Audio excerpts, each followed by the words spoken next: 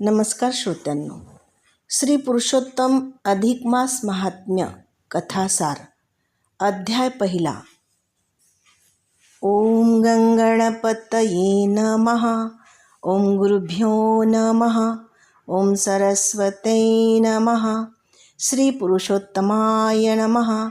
कृष्णाय वासुदेवाय हरये परमात्मने प्रणतक्लेशनाशाय गोविंदाय नमो नमः. कोणत्याही शुभ कार्याच्या आरंभी श्री गणेशाला वंदन करावे. सर्व शुभ कार्य निर्विघ्नपणे पार पडते, कारण करता करविता तोच श्री गणेश असतो. त्यांना वंदन करून अधिक मास महात्म्य या ग्रंथातील कथा थोडक्यात सांगते. अधिक मास कोणता आणि त्याचे महत्त्व काय याबद्दलचे सामान्य लोकांना सहज कळावे म्हणून ते कथारूपाने सांगितले तर त्याचा उमज सहज होतो. त्यांच्या हातून तसे धर्मांतरण घडते आणि सर्वांचे कल्याण होते. मानव कल्याणाच्या दृष्टीने महर्षी व्यासांनी पुराणांची रचना केली. त्या पुराणातील कथांचा सर्व लोकांवर चांगला परिणाम झाला आणि जगात धर्माचरण वाढत जाऊन शस्त्रापेक्षा रूढी बलवान ठरते. परंपरेने चालत आलेले धर्माचरण, व्रते, उत्सव, सण निष्ठापूर्वक केल्याने सर्वांचे कल्याण होते. महाभारतातील संस्कृत भाषेत पद्मपुराण नावाचा ग्रंथ लिहिला. त्यात अधिक मासाचे महात्म्य वर्णन केलेले आहे. नैमिष्य नावाच्या अरण्यातील शांत तपोवनात शौनक, गालव, सप्तऋषी व अनेक ऋषीमुनी धर्मचर्चा करीत असत. अशा वेळी एकदा तेथे सूत नावाचे सर्वश्रेष्ठ पुराणिक आले. ते फार विद्वान होते. त्या सूत पुराणिकांना ऋषींनी विचारले, आम्ही धर्मचर्चा खूप करतो, परंतु ज्या धर्माचरणाने सामान्य जणांचे कल्याण होईल असे एखादे सोपे, सहज, सुलभ व्रत, दान किंवा साधना असेल तर ती आपण मानव कल्याणासाठी सांगाल काय? सूत पुराणिक म्हणाले, आपण मला जो प्रश्न केला तोच प्रश्न पूर्वी लक्ष्मीने भगवान नारायणाला केला होता. त्यावेळी नारायणांनी लक्ष्मीला सांगितले, त्यांच्या सुखसंवादातील कथा मी तुम्हाला सांगतो, शांतपणे ऐकावी. कलियुगात नरदेह प्राप्त होणे ही एक विशेष गोष्ट आहे. नरदेह मिळालेल्या प्राण्याला मात्र अनेक दुःखे, संकटे आणि व्यथा प्राप्त होत असतात. अशा वेळी तो भांबावून जातो. शरीराला, मनाला खरे समाधान, शांती, सुख कसे मिळेल याचा उपाय तो शोधित असतो. पण मार्ग लवकर सापडत नाही. इंद्रिय सुखाच्या मागे लागून वाढत चाललेल्या आशा, आकांक्षा पुरविण्यातच त्याचा सारा वेळ निघून जातो. स्वार्थापुढे साधनेला त्याला वेळच मिळत नाही. सुख मिळविता येते, पण समाधान मिळणे फारच कठीण असते. ते मनाचे, आत्म्याचे समाधान हेच खरे सुख असते. याला उमज लवकर होत नाही.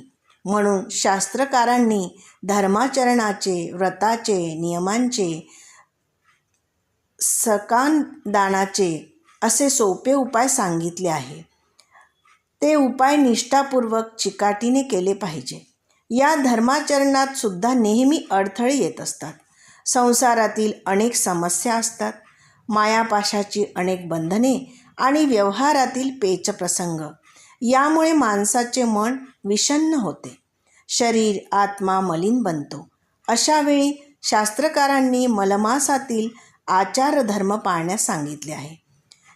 ते जर श्रद्धापूर्वक पाळले तर मानवांचे कल्याण होते. लक्ष्मी नारायणांचा अशा प्रकारे सुखसंवाद चालू असता लक्ष्मी म्हणाली, देवा, हा मलमास म्हणजे आहे तरी काय आणि त्यात कोणते आचार धर्म पाळले असता सर्व मानवांचे कल्याण होते याबद्दलची माहिती मला द्यावी. भगवान विष्णू म्हणाले, ठीक आहे, ती माहिती मोठी आहे, तथापि थोडक्यात तुला ती सारी सांगतो, ऐक. सूर्याच्या गतीवरून सौरसाल आणि चंद्राच्या गतीवरून चांद्रवर्ष अशा दोन्ही प्रकारची कालगणना या पृथ्वीवर चालू आहे. परंतु या दोन कालगणनेत दरवर्षी सुमारे 11 दिवसांचा फरक पडतो. तो फरक दूर करून 2-3 वर्षांनी चांद्रमासात एक अधिक महिन्याची भर ऋषींनी घातली आहे.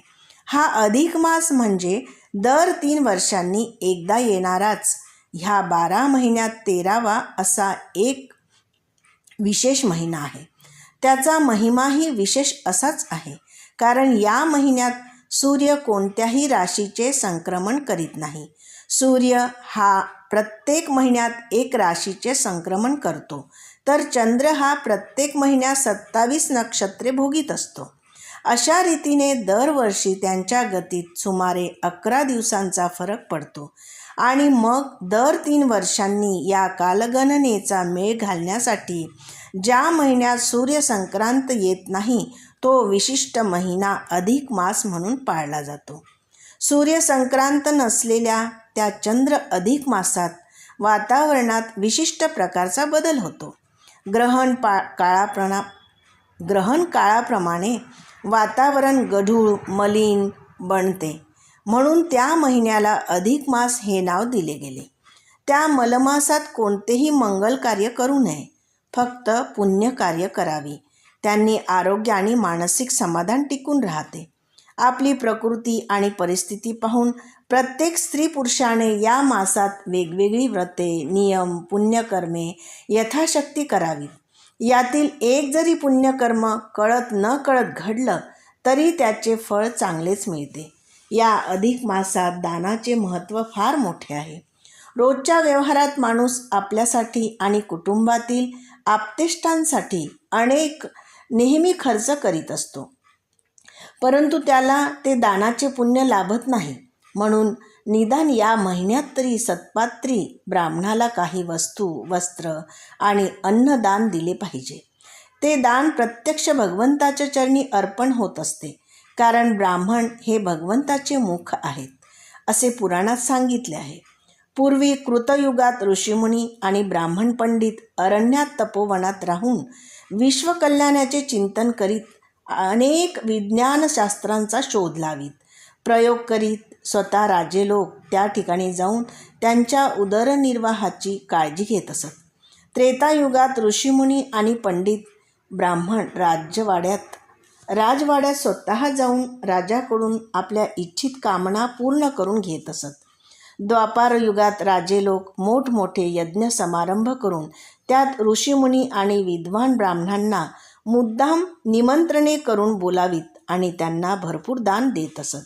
मात्र या कलियुगात ब्राह्मणांनी आपला मूळ आचार धर्म सोडला. ब्रह्म जाणते विद्वान, निष्ठावान ऋषीमुनी व ब्राह्मण फारच थोडे राहिले. ऋषीमुनी तर अगदीच थोडे राहिले. अशा सदाचारी निष्ठावान गुरु, ब्राह्मण, सुवासिनी यांना गृहस्थ पत्नींनी मुद्दाम आपल्या घरी बोलावून त्यांची पूजा करून यथाशक्ती वस्तू, वस्त्र, अन्नदान करावे. मिष्टान्न भोजन देऊन विडा दक्षिणा द्यावे. अधिक महिन्यात ब्राह्मण पूजेचे आणि त्यांना दान देण्याचे पुण्यकर्मे जसे श्रेष्ठ आहे, तसेच गायीची पूजा, गोदानाचे ही फार महत्त्व आहे. दुसऱ्या अध्यायात नारायण आणि लक्ष्मीजींचा संवाद सांगितला आहे. पहिला अध्याय इथे समाप्त होत आहे. श्रीकृष्णार्पणमस्तु. नमस्कार श्रोत्यांनो. श्री अधिक मास महात्म्य अध्याय 2. श्री गणेशाय नमः. ओम गुरुभ्यो नमः. ओम सरस्वते नमः. ओम श्रीकृष्णाय नमः. अध्याय 2. कृष्णाय वासुदेवाय हरये परमात्मने प्रणतक्लेशनाशाय गोविंदाय नमो नमः. गोमातेची सेवाचे महत्त्व. लक्ष्मीजी म्हणाली, नारायण देवा, पहिल्या अध्यायात तुम्ही मलमासाची माहिती दिली. त्या अधिक मासात काही पुण्यकर्मे करण्याचे महत्त्वही सांगितले. आपले आरोग्य आणि समाधान टिकविण्यासाठी यथाशक्ती व्रते, नियम करून ब्राह्मणाला, सुवासिनींना दाने देण्याबाबत सांगितले आहे. परंतु अशी व्रते करण्यास किंवा दाने देण्यास जे लोक असमर्थ असतील त्यांनी या अधिक मासात काहीही खर्च न लागता करायचे असे सरळ नियम सांगा, ज्यांच्यामुळे अशक्त दरिद्री अशाही लोकांना पुण्य मिळेल आणि त्यांना मनःशांती लाभून त्यांची प्रगती होईल. भगवान म्हणाले, अशा दरिद्री असमर्थ लोकांनी अधिक महिन्यात दररोज पहाटेच लवकर उठून थंड पाण्याने नित्यनियमाने स्नान करावे, देवदर्शन, नामस्मरण आणि गोमातेला वंदन करावे. जेवणा अगोदर गाईला घास द्यावा. गोमातेच्या सेवेचे पुण्य फार असते. गाईचे महत्त्व सर्व तीर्थापेक्षा आणि सर्व देवांपेक्षा जास्त आहे. गाईच्या शेणाने सडा सारवण केले तरी ती भूमी पवित्र बनते. तेथील वातावरण शुद्ध होऊन त्या घरी सुख, शांती आणि समृद्धी नांदते. गाईचे दूध हे मातेच्या दुधाप्रमाणे पूर्ण अन्न आहे. गाईच्या अंगात सर्व देवांचा निवास असतो. गाईचे मूत्र, शेण, दूध, दही, तूप या पंचगन्य प्राशनाने सर्व रोग निवारण होते. तनामनाची शुद्धता होते. अशा या गोमातेची सेवा स्त्री पुरुषांनी सदा सर्वकाळ करावी. परंतु अधिक मासात जर ती नित्यनियमाने केली तर विशेष पुण्यकारक असून या उपायामुळे मनुष्याचे कल्याणच होते.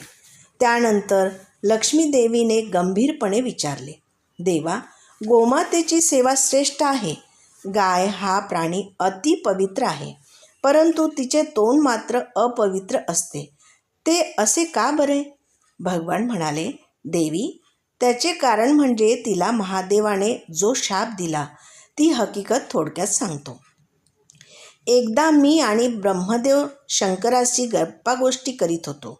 बोलता बोलता ब्रह्मदेव अहंकाराने म्हणाले, मी जर सृष्टी उत्पन्नच केली नाही तर विष्णू कोणाचे पालन पोषण करणार आणि शंकर महाराज विनाश तरी कोणाचा करणार?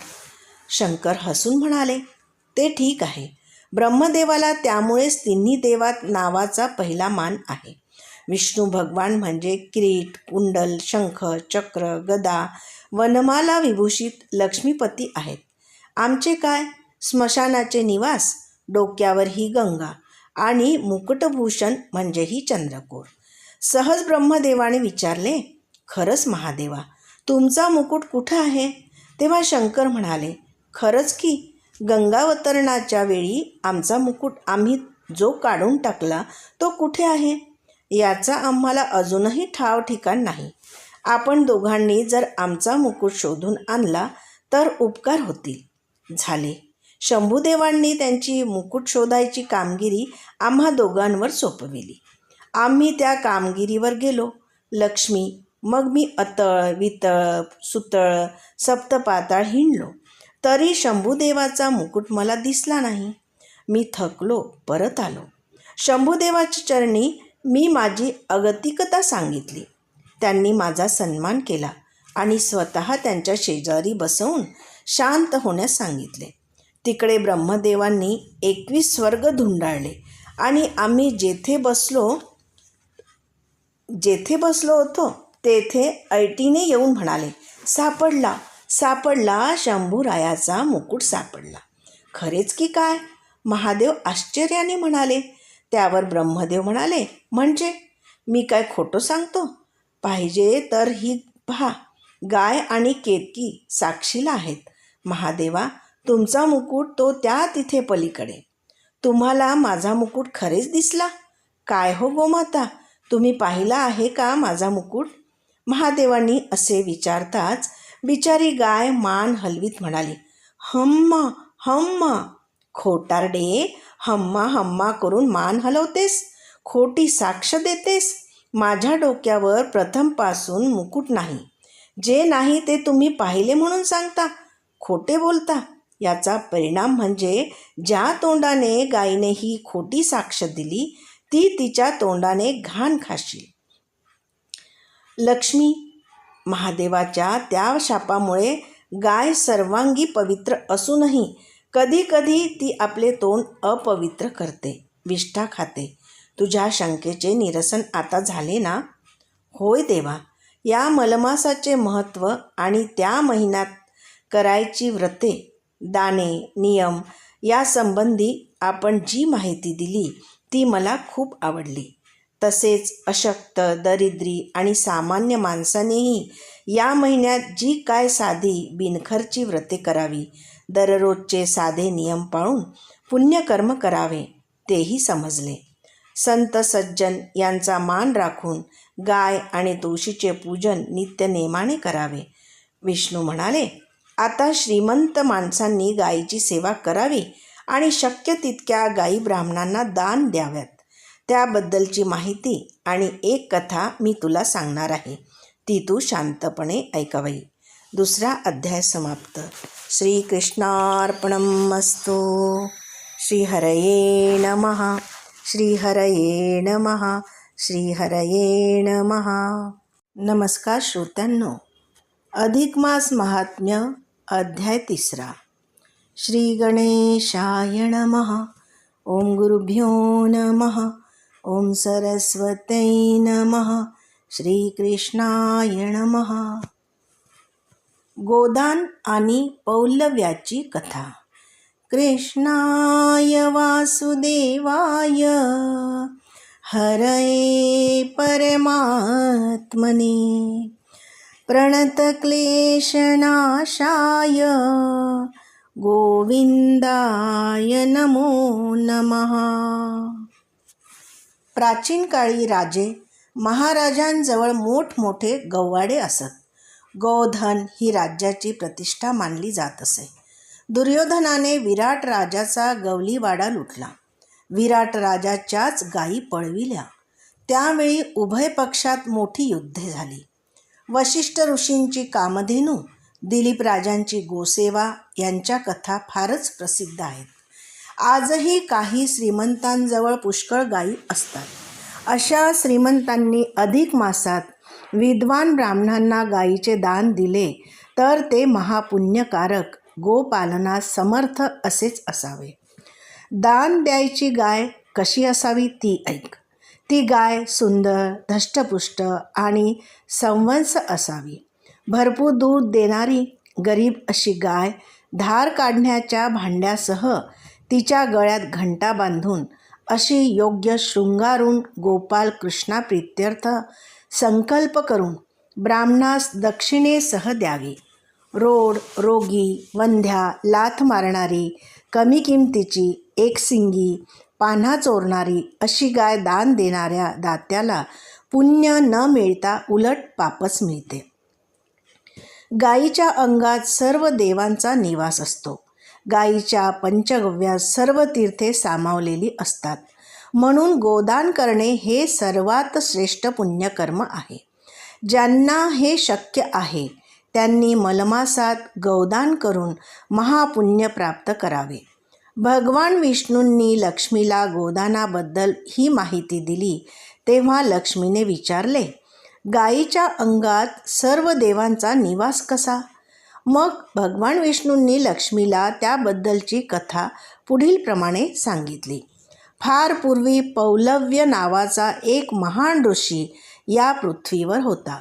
त्याने इतकी खडतर तपश्चर्या केली की त्या पुण्याईने त्याला इंद्रपद प्राप्त व्हावे अशी परिस्थिती निर्माण झाली होती. मग देवेंद्राने विचार केला की या पौलव्य ऋषीची तपश्चर्या भंग केली पाहिजे. त्यासाठी देवेंद्राने काही सुंदर अशा अप्सरांना त्या कामगिरीवर पौलव्याकडे थेट पाठवून दिले. त्या अप्सरा पौलव्याच्या आश्रमात आल्या. नृत्य गायनाने त्यांनी पौलव्याच्या समाधीचा भंग केला. दृष्टादृष्ट झाली आणि पौलव्य ऋषी रागावून म्हणाले, तुमचा हा नखरा खरा नाही. हा उद्योग करायला तुम्हाला कोणी सांगितले? ते खरे सांगाल तर ठीक आहे, नाही तर मी तुम्हाला शापून भस्म करीन. त करीत त्या म्हणाल्या, मुनिवर्य, हे कृत्य प्रत्यक्ष देवेंद्रांची आज्ञा म्हणून आम्ही असं. मग त्या देवेंद्राला मी जाळून भस्म करतो. असे म्हणून पौलव्यांनी हातात पाणी घेतले आणि मंत्र म्हणत देवेंद्रालाच पाचारण केले. पण काही केल्या देवेंद्र तेथे येईना. तिकडे इंद्राचे आसन डगमगले. इंद्राच्या अंगी हुडहुड भरली. तो तेथून पळून ब्रह्मदेवाकडे गेला आणि म्हणाला, पौलव्य ऋषींच्या शापापासून माझे रक्षण करा. भगवान विष्णू म्हणाले, देवेंद्रा, अरे ऋषीमुनी, ब्राह्मण यांचा छळ करण्याची सवय आता सोडून दे. पूर्वी तुझ्या ह्याच खोडीमुळे तुझी सर्व संपत्ती गेली होती. ती पुन्हा मिळविण्यासाठी समुद्रमंथनाचा खटाटोप सर्व देवांना करावा लागला. आज आता पुन्हा त्या पौलव्य ऋषींचा राग. तिकडे पौलव्य मुनी हातात पाणी घेऊन मंत्र म्हणत इंद्राला आवाहन करीत होते. तो लवकर येईना म्हणून त्यांनी अंतर्ज्ञानाने जाणून ब्रह्मदेवाला व विष्णू भगवानसह सर्वांना शापाने भस्म करण्यासाठी आवाहन आरंभिले. ऋषींचा त्यावेळेचा तो रुद्रावतार पाहून साऱ्या अप्सरा भयचकित होऊन तेथून पळून गेल्या. आता आली का पंचाईत? देवेंद्रा, तुमच्या या उपद्व्यापामुळे ब्रह्मदेव गर्भगळीत झाले. मलाही कापरे भरले. आता चला महादेवाकडे. कोणतेही अरिष्ट स्वतःवर झेलणारे तेच वरिष्ठ देव आहेत. चला त्यांना शरण जाऊ. असे सांगून ब्रह्मा आणि विष्णूंसह व इंद्रासह शंकराकडे गेले. रामनाम जप करीत भोले शंकर शांत बसले होते. तोच ओम नमः नारायण हा घोष त्यांना ऐकू आला. ते तिघे त्यांना दिसले. महादेवांनी येण्याचे कारण विचारले आणि त्यांचे बोलणे चालू असताना भगवान शंकर बडबडू लागले, अनर्थ झाला, मला काहीच सुचेना. कोण? काय? भगवान विष्णू चकित होऊन म्हणाले, पाहिलेस ना इंद्रा, तुझ्या ह्या ऋषी ब्राह्मण छळाच्या कारस्थानामुळे आम्ही तिन्ही देव संकटात सापडलो आहेत. स्वतः हे भोलेनाथ महादेव असूनही तेही घाबरून गेले आहेत. ते पहा. ऋषी ब्राह्मणांचा राग मोठा कठीण असतो. अरे, स्वतः मी गायत्रीची लाथ माझ्या छातीवर झेलली होती. भगवान शंकर म्हणाले, ते सारे जाऊ द्या. आता या अशा वेळी काय उपाय करावा ते सांगा. तेव्हा भगवान विष्णू म्हणाले, आता एकच उपाय आहे. आपण सारे देव गौतमीच्या अंगार शिरू आणि निर्भय होऊ. कारण ऋषी ब्राह्मणांचा राग गायीवर मुळीच चालत नाही. तो विचार साऱ्यांना पटला आणि सारे देव भराभर गायीच्या अंगात शिरले. साऱ्या तीर्थांनीही मग गायीच्या अंगात आश्रय घेतला. ते जाणून पौलव्य मुनी खट्टू झाले. त्यांचा नाईलाज झाला. सारा उपायच खुंटला. गौमातेला नमस्कार करून ते शांत झाले. इथे 3रा अध्याय समाप्त होते. श्रीहरये नमः. श्रीहरये नमः. श्रीहरये नमः. श्रीकृष्णार्पणमस्तु.